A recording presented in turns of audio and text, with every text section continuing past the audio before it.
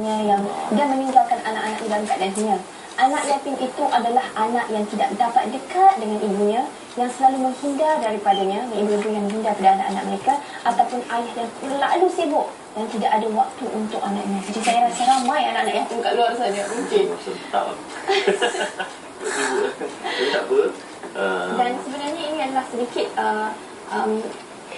coretan di dalam buku Ibu Bapa Tips Menjadi Ibu Bapa yang Baik. Dan di talian sekarang ada penulisnya Tuan Haji Saad Sulaiman. Assalamualaikum. Waalaikumsalam warahmatullahi wabarakatuh. Ya, sihat Tuan Haji?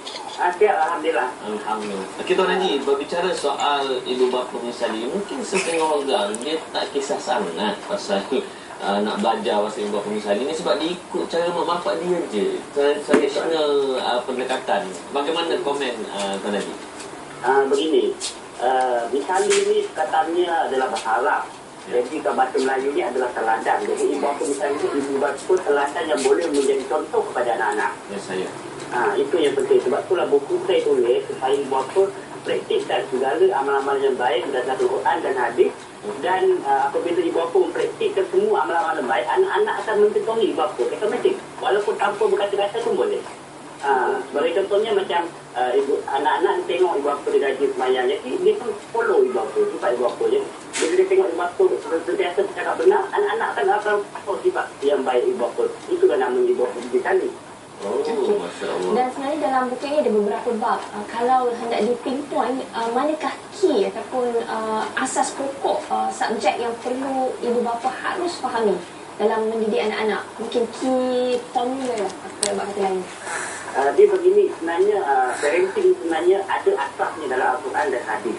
Jadi sebaik-baiknya segala amalan-amalan yang perlu diamalkan oleh bapa adalah berdasarkan Quran dan hadis. Jadi buku yang saya tulis ini memang basic daripada Quran dan hadis. Supaya bapa baca dan praktikkan. Baik, Masya Allah. Jadi seterusnya dalam buku ini juga memberikan banyak contoh-contoh yang berkaitan dengan realiti. Ya, betul, benar. Ada Tuan Haji menggunakan pendekatan begitu? Ya, saya ada banyak tajuk-tajuk yang contohnya untuk mendidik anak-anak menjauhi gejala sosial macam mak lempit, cadar dan sebagainya. Jadi ibu bapa perlu ada ilmu. Termasuk ilmu itu penting. Masalahnya ibu bapa sekarang ini mereka tidak ada masa nak membaca. Mereka terlampau sibuk bekerja, terlampau sibuk dengan macam-macam urusan kat dunia ni.